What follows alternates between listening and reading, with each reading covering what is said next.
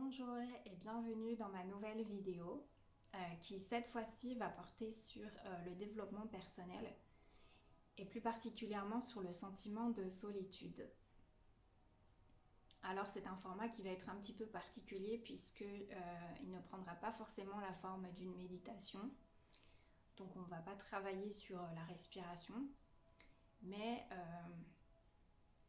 j'aime à penser que je pourrais peut-être vous aider dans votre réflexion, qui sera pour le coup une réflexion guidée. En fait, le sentiment de solitude, c'est un sentiment qui est assez courant, qui peut arriver à n'importe quel âge, à n'importe quel moment, peu importe les épreuves qu'on traverse. Et très souvent, on ne sait pas comment s'en sortir. C'est un sentiment qui peut être passager, comme un sentiment qui peut durer. Et en fait, dans cette vidéo, on va essayer de comprendre un petit peu les tenants et les aboutissants de ce sentiment-là. Et on va essayer de trouver des solutions pour s'en sortir. Bien entendu, je ne suis nullement qualifiée, je ne suis pas psy, je n'ai pas toutes ces qualifications-là pour vous aider. Mais je peux vous proposer les choses qui m'ont aidé moi et qui ont marché afin de vous aider à aller mieux en tout cas. D'abord, j'aimerais revenir sur une chose. Je voudrais définir avec vous le sentiment de solitude. En fait, il y a une distinction entre être seul et se sentir seul, voire souffrir de solitude. Être seul, c'est simplement physique. Vous êtes seul, il n'y a personne autour de vous. Se sentir seul, voire souffrir de solitude, c'est peut-être avoir du monde autour de vous, mais vous sentir seul au fond de vous, ou peut-être même être seul physiquement et vous sentir seul à l'intérieur, c'est-à-dire qu'il y a une espèce de souffrance derrière. C'est quelque chose qui n'est pas plaisant à vivre. Donc si on peut résumer, être seul, c'est physique, plus ou moins, et se sentir seul, voire souffrir de solitude, c'est assez mental. Ce qui est assez problématique parce que dès lors que quelque chose devient mental, c'est assez problématique à gérer.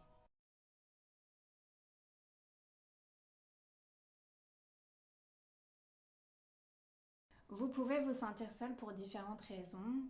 Alors on ne va pas les lister ici, mais on va déjà essayer de comprendre en quoi peut consister ce sentiment de solitude. Par exemple, vous pouvez être en deuil. Alors le deuil peut avoir plusieurs facettes. Vous pouvez être en deuil sentimental, notamment lors d'une séparation, lors d'une trahison. Vous pouvez être aussi en deuil tout court, lors d'une perte d'un être cher, d'un décès. Mais vous pouvez aussi vous sentir terriblement seul lorsque vous vous sentez rejeté, lorsque vous vous sentez incompris, non soutenu, non compris. Alors là, on peut faire allusion peut-être aux étudiants, à des élèves qui ne se sentent pas compris, qui se sentent rejetés. On peut aussi faire référence peut-être à des hommes ou des femmes qui ont une vie familiale et qui ne se sentent pas considérés, ne se sentent pas reconnus. Vous pouvez aussi vous sentir seul face à un changement trop radical. Par exemple, vous êtes expatrié dans un autre pays et la culture est fondamentalement différente de la vôtre. Vous avez beau être entouré de personnes qui viennent du même pays que vous, qui ont la même culture que vous, le choc est tellement grand que ça va être très compliqué pour vous à gérer toutes ces informations, tous ces changements. Vous pouvez aussi être dans cette situation lorsque vous êtes en phase de séparation, vous avez vécu un certain temps avec une personne et finalement vous vous retrouvez tout seul à devoir vous réhabituer à une routine, à des habitudes de personnes seules et ça peut être très très compliqué. Vous pouvez aussi ne pas faire partie de toute cette liste d'exemples et c'est très bien, soit, ça fonctionne aussi. Sachez une chose, c'est qu'un sentiment n'est pas discutable en fait. Votre sentiment, quel qu'il soit, n'est pas discutable, on n'a pas à donner son avis dessus, on n'a pas à estimer que ce sentiment est légitime ou ne l'est pas, justifié ou ne l'est pas, parce que c'est un sentiment et c'est juste votre tête qui réagit. Le tout en fait va être de comprendre pourquoi vous avez le sentiment que vous avez, de définir la chose et de trouver des solutions. Le but n'est pas de discuter si les raisons de votre ressenti est légitime ou non. Là n'est vraiment pas la question. Ce que je vous propose donc, ça va être de suivre la progression que je vais vous proposer. Et pour ça, ça va vous demander un minimum de concentration. Alors, mettez-vous où vous le souhaitez. Si vous souhaitez vous installer sur un endroit confortable comme votre canapé ou bien votre lit, vous pouvez tout à fait le faire. Si comme moi, quand je suis dans un processus de réflexion, j'ai besoin d'être pleinement consciente, si vous êtes comme moi dans ces cas-là, asseyez-vous, gardez les yeux bien ouverts et écoutez ma voix. Pour les personnes qui auront vraiment envie de se mettre pleinement dans la démarche que je vais vous proposer, n'hésitez pas à prendre une feuille et un stylo et à répondre à mes questions ou bien à vous mettre devant votre ordinateur et à taper les réponses au fur et à mesure que je vous proposerai des questions ou des instructions.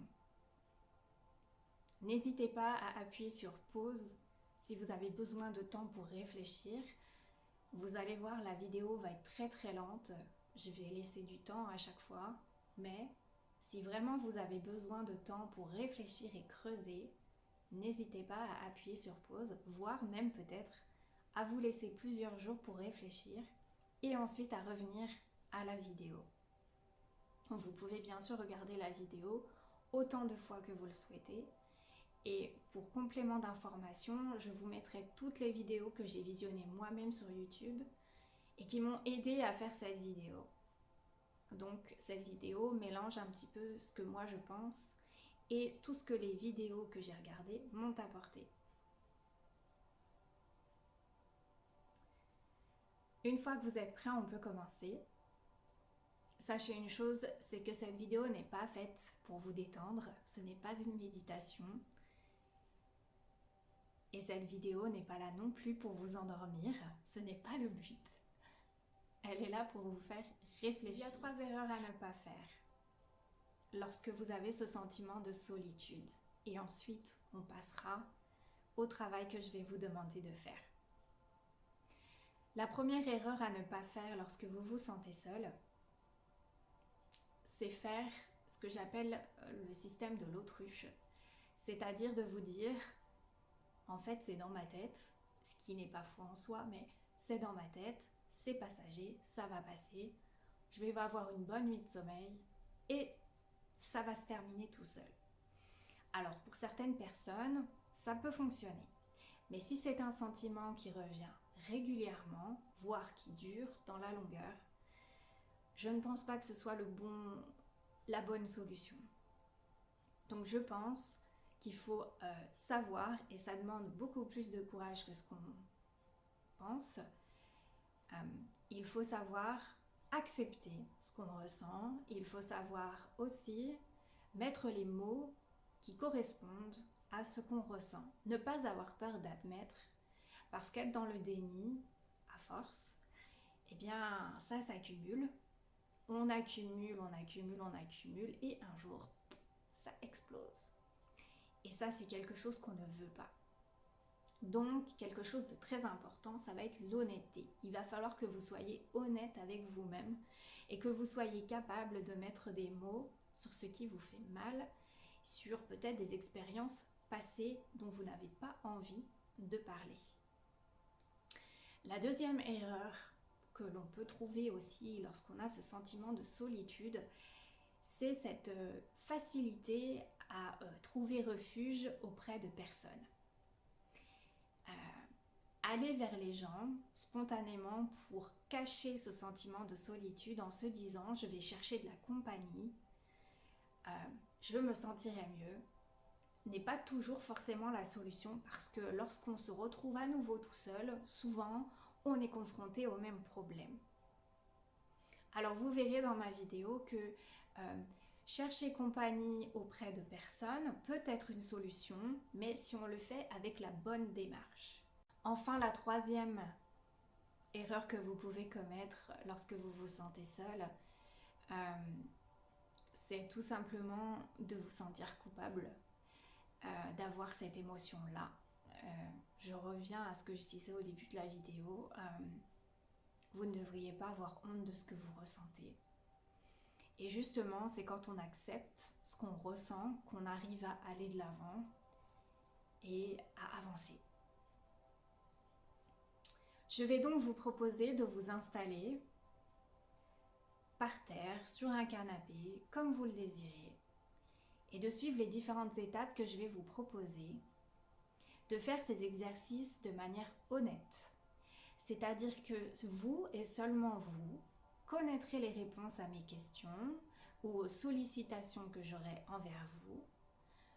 Moi, je ne serai au courant de rien et personne ne saura ce qui se passe pendant cette vidéo. D'où l'intérêt d'être très honnête avec vous-même pour pouvoir avancer et passer à autre chose. Une fois que vous êtes bien installé, bien concentré, vous pouvez tout à fait suivre cette vidéo en regardant l'écran, en projetant sur une télé, mais vous pouvez aussi, si ça va mieux pour vous, simplement écouter ma voix, prendre des écouteurs et juste vous focaliser sur ma voix. Le premier exercice que vous allez faire, c'est tout simplement vous poser la question suivante. Pourquoi est-ce que vous vous sentez seul ? Fondamentalement, qu'est-ce qui vous pousse à penser que vous êtes seul ? Qu'est-ce qui fait que dans votre situation actuelle, vous vous sentez seul ? Ça peut être quelque chose de récent, ça peut être quelque chose qui remonte. Posez-vous la question. Est-ce que vous avez vécu des choses qui vous ont blessé, peiné ? Essayez de trouver cette raison.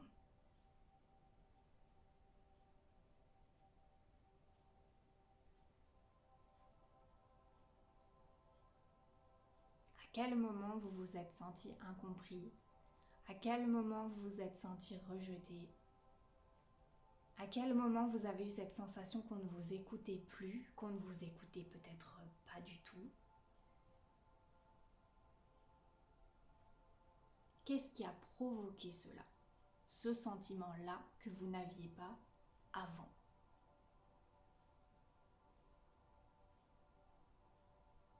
Prenez le temps de réfléchir à l'élément déclencheur de ce sentiment, qui parfois peut être très banal, mais avec votre sensibilité qui a peut-être eu son effet, essayez de faire une liste de toutes ces choses qui font que vous vous sentez mal aujourd'hui, qui font que vous vous sentez seul et qui pourraient être la raison de votre mal-être aujourd'hui. Prenez le temps et cherchez. Alors vous pouvez mettre sur pause si jamais vous avez besoin d'un peu plus de temps. Laissez-vous le temps, n'allez pas trop vite. Une fois que vous avez fait la liste, il va falloir trouver une solution. Parce que souvent, avec ce sentiment de solitude, on a l'impression d'être seul, ça va de soi.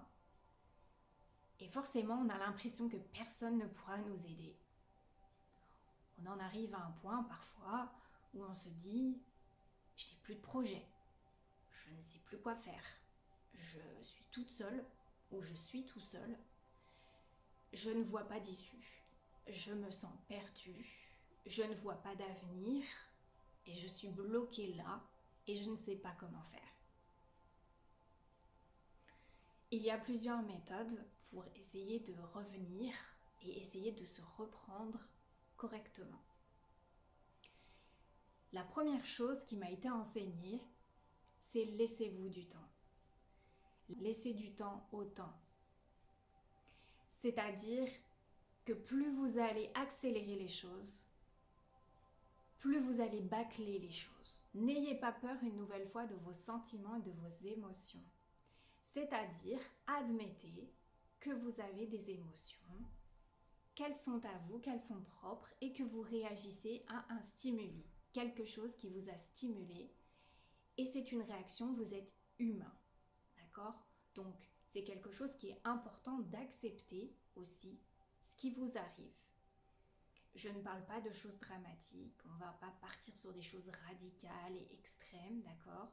Mais les choses sont arrivées, prenez le temps de les assimiler, laissez-vous du temps, ne soyez pas trop exigeant avec vous-même.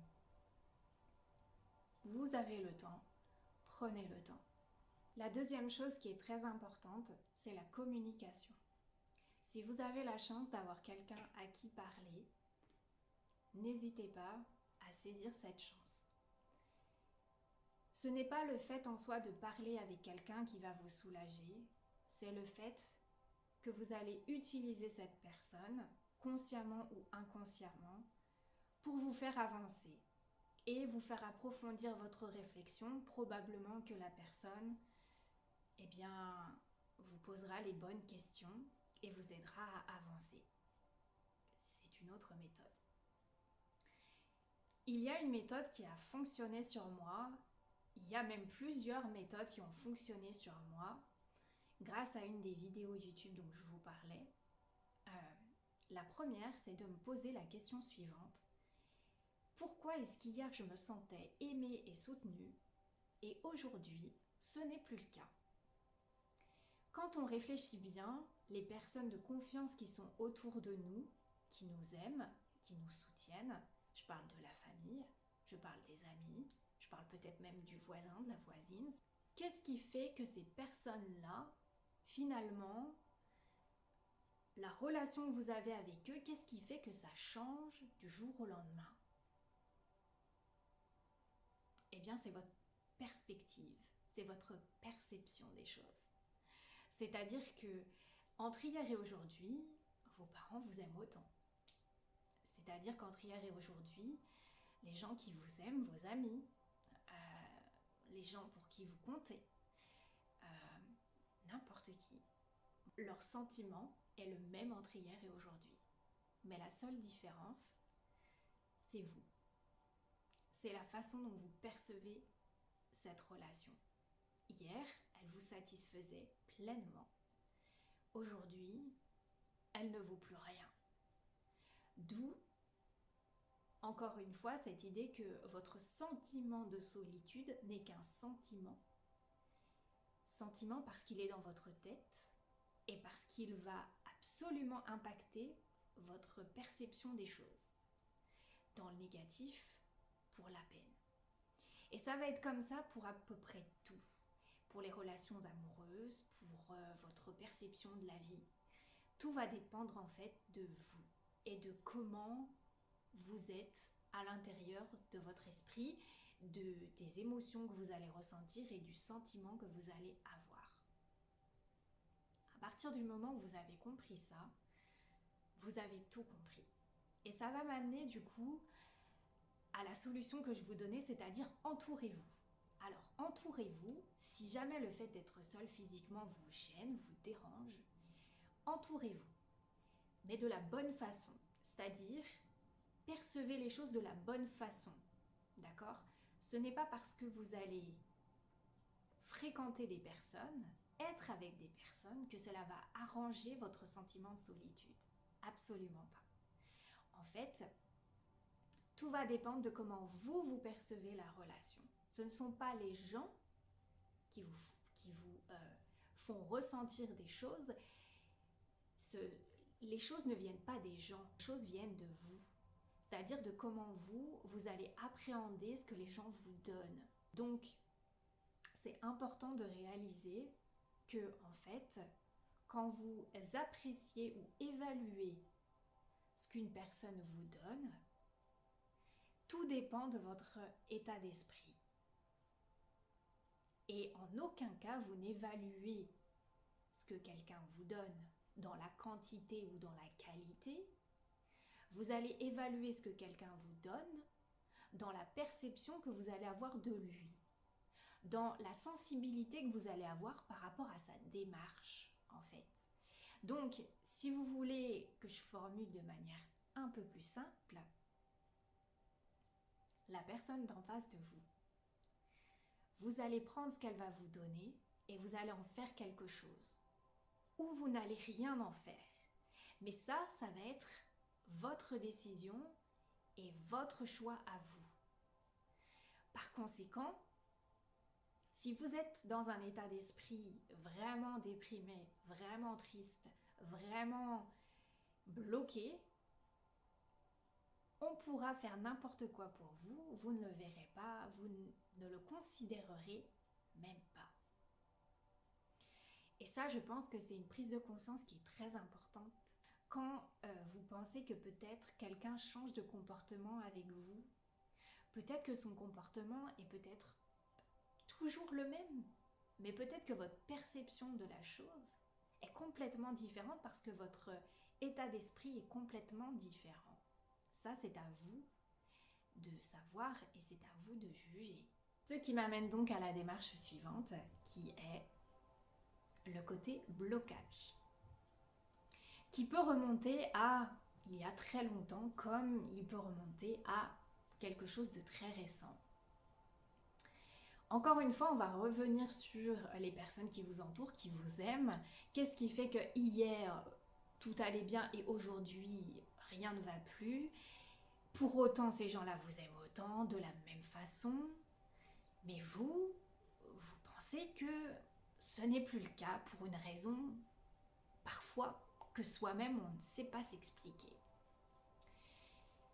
Posez-vous la question, qu'est-ce qui fait que vous vous mettez des barrières?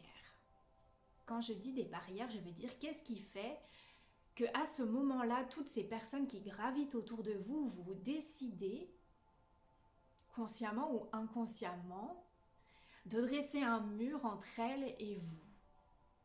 Alors vous pouvez avoir du ressentiment envers une personne, vous pouvez souffrir encore une fois d'une séparation, vous pouvez avoir des choses à reprocher à quelqu'un. Pour autant, toutes les personnes qui vous aiment, qui sont autour de vous, ne sont pas responsables de ce sentiment.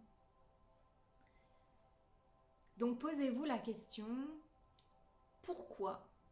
Qu'est-ce qui motive ce mur invisible que vous avez dressé entre vous et ces personnes-là qui sont autour de vous, qui vous aiment vraiment, mais simplement dépendre de ces personnes-là et de l'amour qu'ils ont pour vous serait une énorme erreur.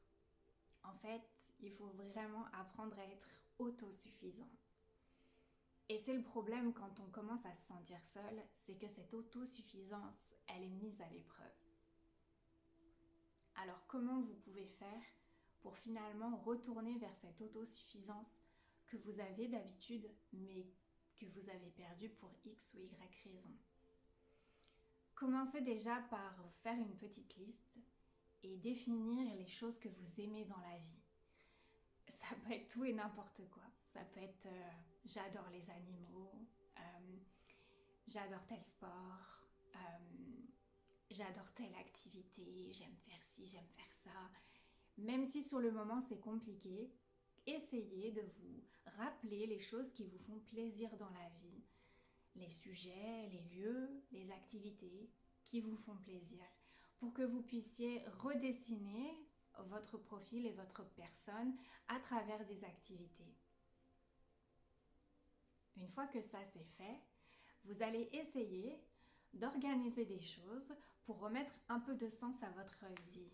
Parce que, par expérience, quand on est dans cet état d'esprit, on n'a qu'une envie, c'est de rester couché, que le monde entier nous foute la paix et de rester comme ça, dans notre mal-être et de se complaire dedans. Sauf que c'est vraiment pas la solution. Et le plus compliqué, c'est de passer le cap de la première décision qu'on va prendre pour soi.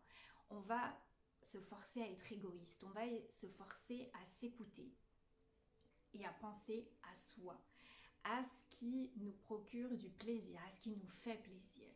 Donc, on va essayer de commencer par une chose. Donc, j'aime le cinéma, je vais aller voir un film. J'aime faire de l'équitation, je vais aller voir des chevaux, je vais peut-être monter un cheval. J'aime nager, je vais aller nager. J'adore dessiner, et ben je vais prendre mon crayon et mon stylo et je vais dessiner. Et au lieu de me focaliser sur mince, je suis toute seule, ou non, ça va pas, ou c'est pas un film que j'aime, ou c'est ci, ou c'est ça, on va se focaliser sur le positif. Vous n'allez pas vous focaliser sur toute la peine que vous allez déverser sur votre dessin parce que c'est un exutoire. Vous allez retirer le positif que ce dessin, le fait de dessiner, vous procure. Vraiment vous focaliser sur le positif. Vous avez envie de faire telle ou telle chose avec tel ou tel ami, plutôt que de vous dire en fait je me sens terriblement seule et en fait je suis en train de faire l'autruche. Non, dites-vous je vais faire telle activité avec tel ami, je suis vraiment content ou je suis vraiment contente. Et du coup, ça va vous donner du baume au cœur. Et c'est déjà le premier pas vers le mieux. Et plus vous vous focaliserez sur un tout petit truc de positif, mais vraiment un tout petit truc, que ce soit tous les jours, une fois par semaine ou même une fois par mois, plus en fait vous irez mieux. Et ça demande à être disponible, ça demande à pouvoir l'accepter et ça demande à aussi pouvoir le recevoir. Parce que comme je vous l'ai dit, tout est une question de perception. Si vous êtes complètement anesthésié par la douleur, par la peine, peu importe ce que vous ferez, ça ne changera rien à votre état. Rien du tout. Donc tout est une histoire de prise de conscience et vraiment de disponibilité mentale. Vraiment, ça c'est important. Et ça m'amène à presque la dernière étape qui consiste à avoir cette mentalité non pas de victime, mais j'aime pas trop cette notion de victime, je trouve on l'utilise un petit peu n'importe comment. Alors on va pas utiliser le terme de victime, on va dire la personne qui subit. Voilà, vous n'êtes pas la personne qui subit. Non. Vous êtes l'acteur principal de votre vie. Et vous n'êtes pas un figurant, vous n'êtes pas le méchant de l'histoire. Vous êtes le personnage principal et vous décidez de ce que vous allez faire et de comment vous allez penser. Et ça, c'est vraiment important de le garder en tête. Donc vous avez envie de vous bouger les fesses et de faire des choses, d'aller de l'avant. Ça ne tient qu'à vous. Personne ne le fera pour vous parce que personne ne peut et ne doit le faire pour vous. Et ça commence comment ? Ça commence tout simplement en organisant des choses pour vous faire plaisir. Parce que c'est comme ça qu'on reprend le contrôle de sa vie. Alors, ça peut sembler idyllique pour certaines situations. Je pense par exemple aux personnes qui ont des familles nombreuses et qui se sentent fondamentalement seules. Il y a beaucoup de responsabilités derrière, il y a beaucoup d'organisation à prévoir derrière. Mais en tout cas, je suis intimement convaincue que en essayant de trouver des choses pour soi, on arrive à remonter la pente. Encore une fois, vous n'êtes pas la personne qui subit sa vie. Votre vie, elle est entre vos mains. Et c'est à vous de décider ce que vous allez en faire dans la mesure où vous pouvez le faire. Bien entendu. Il y a une dernière chose, une dernière étape à toute cette démarche. On appelle ça une projection. Alors, si vous n'êtes pas à l'aise avec ce genre d'exercice, vous pouvez aller directement sur la fin de la vidéo. Si vous n'avez jamais essayé, tentez votre chance. La projection, Je vous explique, c'est lorsque vous fermez les yeux et qu'on vous demande d'imaginer des choses. Parfois ça marche, parfois ça ne marche pas, mais vous n'avez rien à perdre. Je vais donc vous demander de fermer les yeux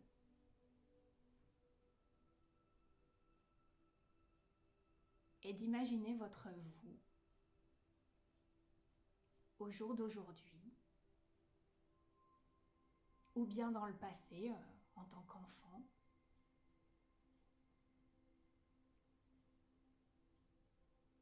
Vous êtes à un moment, enfin votre vous est à un moment où ça ne va pas, où il y a de la peine, de la colère, un sentiment d'incompréhension ou de rejet. Et ce vous-là est en face de vous. Vous le voyez, vous le sentez. Ce vous n'est pas bien, mais vraiment pas bien.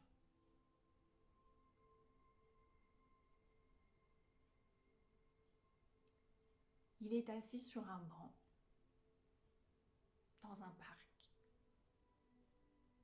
calme. Il n'y a pas grand monde dans ce parc. Mais il fait bon.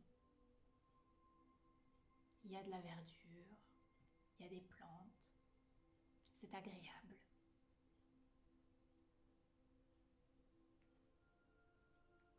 Et vous vous asseyez à côté de ce vous et vous ressentez toute sa détresse, toute sa peine.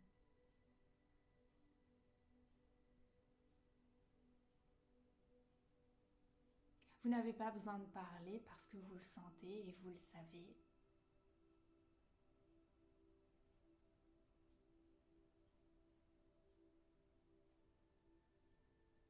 Et parce que ça vous touche, parce que c'est un peu gênant, vous n'allez pas troubler ce calme qui vous entoure.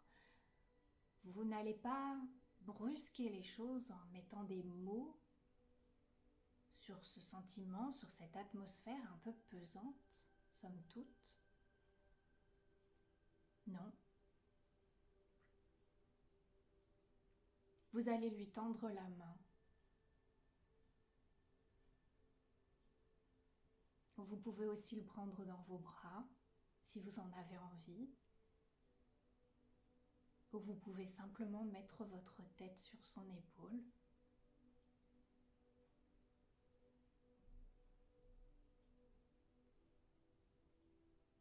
Mais vous avez un geste.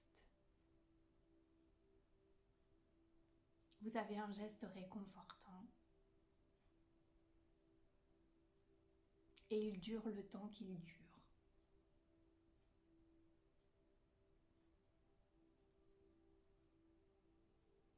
Il est chaleureux. Il est bienveillant.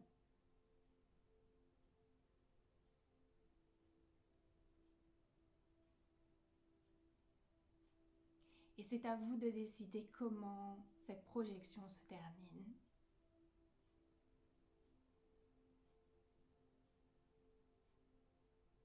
Est-ce que vous partez tous les deux ensemble, l'un à côté de l'autre, plus fort?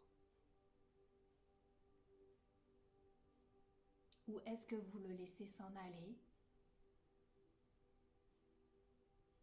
après vous être rassuré qu'il va beaucoup mieux?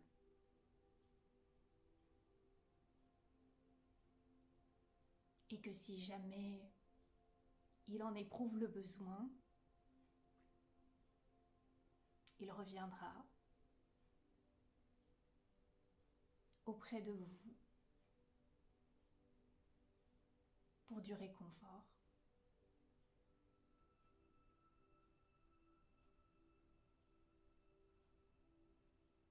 c'est à vous de décider.